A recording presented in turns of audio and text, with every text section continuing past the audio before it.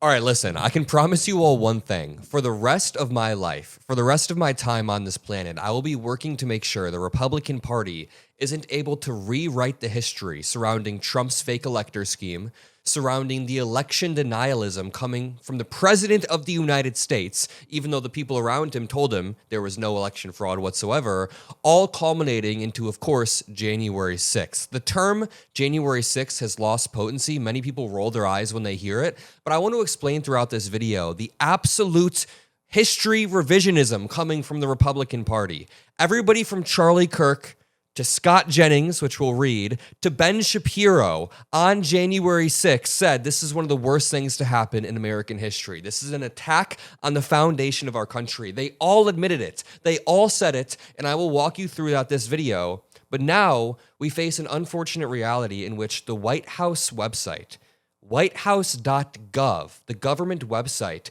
is trying to rewrite the history of January 6th after Trump and his admin put their own quote-unquote timeline. The timeline includes Mike Pence refuses to act.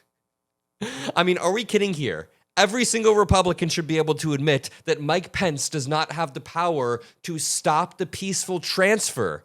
The peaceful transfer of power since the inception of American history has been decided by the election, by the Electoral College, by the American people, and then simply executed by the Vice President and Congress. Kamala Harris did not have the right to stop the peaceful transfer of power in the same way that Mike Pence did not. But now the official White House website is trying to rewrite history and say Vice President Mike Pence, who had the opportunity to return disputed electoral slates to state legislators for review, chooses not to exercise that power. They also claim that Donald Trump urges calm, but this never happened. Or let me revise. This happened only after multiple people died. Ashley Babbitt was shot for trying to break in, and Don Jr. was freaking out. Look at these texts from Don Jr. on January 6th of 2021.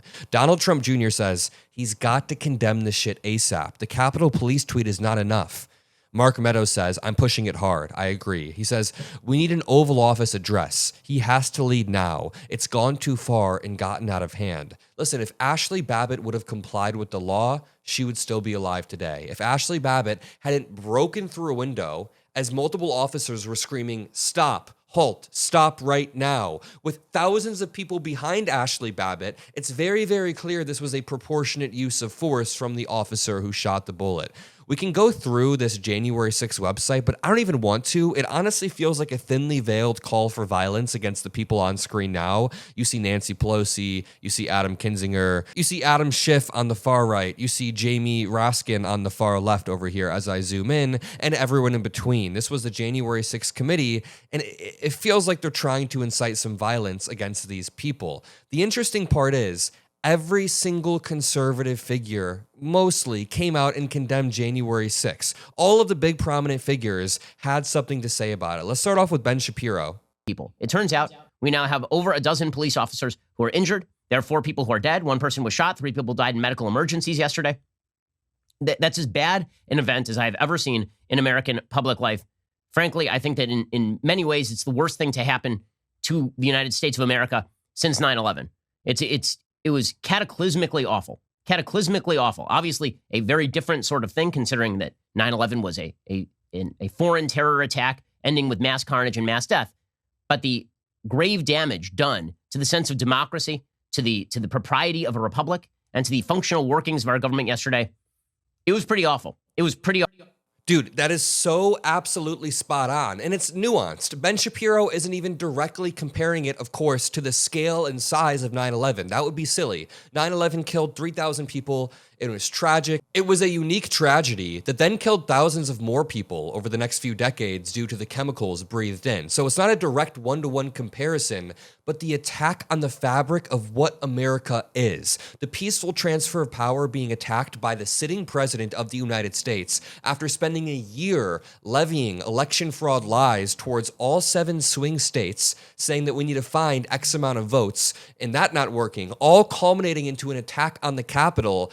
Republicans nowadays in 2026 play dumb. They act like there is no comparison to be made on the attack against America in 9/11 and January 6th, but they're playing dumb. Nobody is comparing the death toll. That would be dumb. No one's comparing the death toll. We're saying exactly what Ben Shapiro said 5 years ago, which is that this is just a disgusting attack on the fabric of America. The peaceful transfer of power has been around since the inception and hasn't been disrupted, especially by the President of the United States. So again, most Republicans had a stunning level of moral clarity about January 6th right after it happened because they thought Trump had lost all of his political power. Let's jump over to this CNN article. It was written on Wednesday, January 6th of 2021 by none other than Scott Jennings. Mr. Scott Jennings, you know, the dude I'm debating all the time who's constantly praising Trump even when you have to do backflips in order to do it. He, on January 6th, said, Trump caused this insurrection and every Republican must condemn it. You know, I was going to give my own arguments, but I figured why not let Republicans make the arguments in this video and I'll just add on. So if you're enjoying this, make sure you drop a like. That's the best thing you can do to help boost this message, as naturally, YouTube won't show a lot of January 6th stuff broadly. So make sure you're subscribed below and make sure you drop a like below. Scott Jennings wrote on January 6th, quote, "This is literally an insurrection. The fact that the U.S. military hasn't secured the seat of our government already is a failure of leadership by the commander-in-chief. Thank you, thank you, thank you. Thank you, Scott Jennings. President Trump caused this insurrection with his lies and conspiracy theories about the election process being rigged against him. It was not stolen, but this madness was fomented by the president and his top advisors over the past several months. His attorney, Rudy Giuliani, at a rally on Wednesday called for, quote, trial by combat to a roaring crowd. Let me be clear. These rioters are not Republicans. These are not conservatives. These are not patriots bursting into the U.S. Capitol, accosting police officers, and destroying public property. Well, guess what? The official White House website now calls them patriots. It says, Trump issued sweeping pardons for the 1,600 patriotic Americans prosecuted. Do you see the incongruence in reality between what actually happened, what they actually called out 5 years ago, versus this new distortion of reality? And you can also see why it's so hard sometimes for Scott Jennings to go on TV. Well, he makes it look easy. He leans back and acts like nothing bothers him. But you know it's hard for him to spin Trump's current narratives on live television when he knows it's all absolute bullshit, just like this narrative is bullshit. But to continue, Scott Jennings wrote on January 6th, these are domestic terrorists, and they ought to be treated like any other terrorist uprising with the full force and fury of the U.S. government. Trump's video calling out these terrorists, which he released on Twitter, was a complete failure of leadership, a half-hearted and wholly inadequate attempt to stop these individuals. Republican Senator Ted Cruz and Josh Hawley and their group of objectors should withdraw their objections to the election results immediately. We are beyond lectures about Rutherford Hayes and Samuel Tilden and their great White House compromise. We are now going to decide whether this country is capable of self-government or whether we are going to perpetually devolve into two tribes unwilling to accept the results of the election. The pillar of democratic self-government. Hey, that's not very fair. The Democrats are not denying election results. I think the 2024 election was free and fair.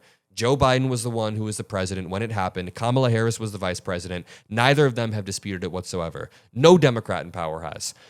Scott Jennings continues. Republicans supported Trump in the election. It is over. We lost. Now, all Republicans have a duty to support the Republic and the Constitution by condemning this terrorism, rallying around the peaceful transfer of power and our constitutional institutions, and demanding all of the actions within the power of the President of the United States to restore order to our capital. Very well said. Let's hear what Charlie Kirk said on January 6th. So, Mitch McConnell said that we are not going to tolerate criminal behavior. I completely and totally agree.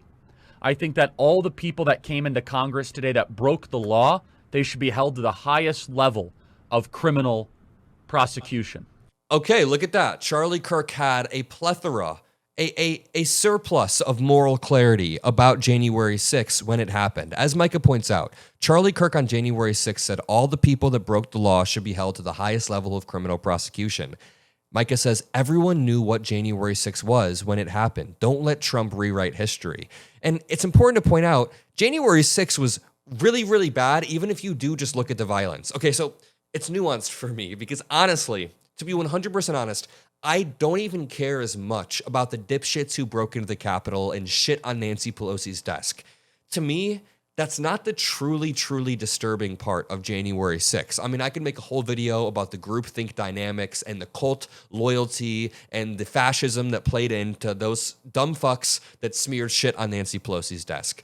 What I find truly disturbing is the shameless and brazen lying coming from the office that we're supposed to respect. When January 6th happened, I was 18 years old at the time. I was a senior in high school. And you're supposed to be able to look up to the president as someone who has integrity and clarity and is honest. So the fact that the president tried to poison the well of the election, before the election even happened, by the way, and then took the stage on election night and declared victory before the results were even in, by the way. And that all culminated to those dipshits going into the Capitol. I find the Trump part to just be so incredibly disturbing.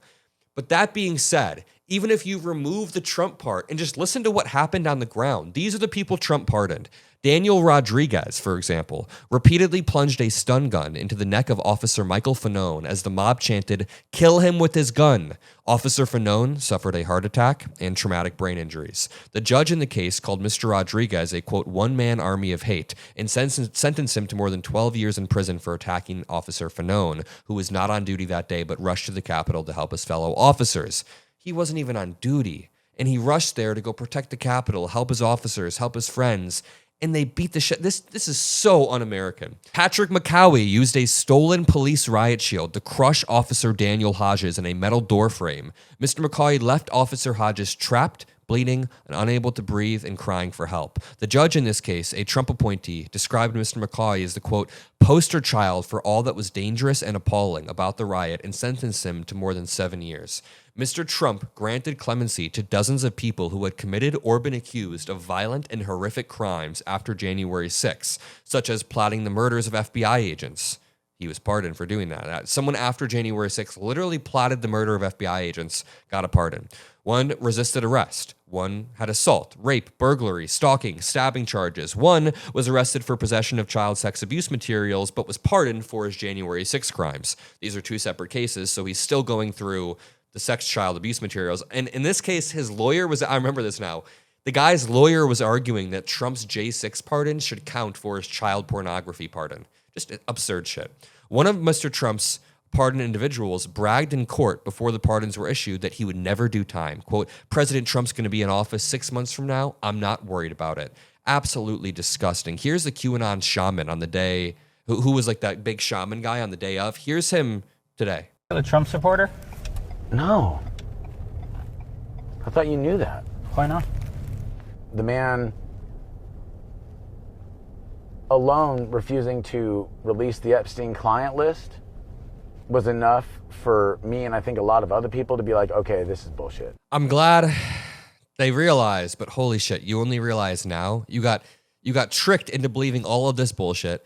Like, am I wrong in saying this feels like a thinly veiled call to violence? They have Nancy Pelosi's face enlarged and a bunch of Democrats, and every 3 seconds it shakes violently. That's got to be putting a target on people's back. I'm going to leave it there. Donald Trump is going to continue his stochastic terrorism as the president of the United States, pardoning these J6 rioters, and we, on a daily basis, will be pushing back against the lies and disinformation on the Adam Mockler channel. Drop a like, subscribe. I love you all. Peace out.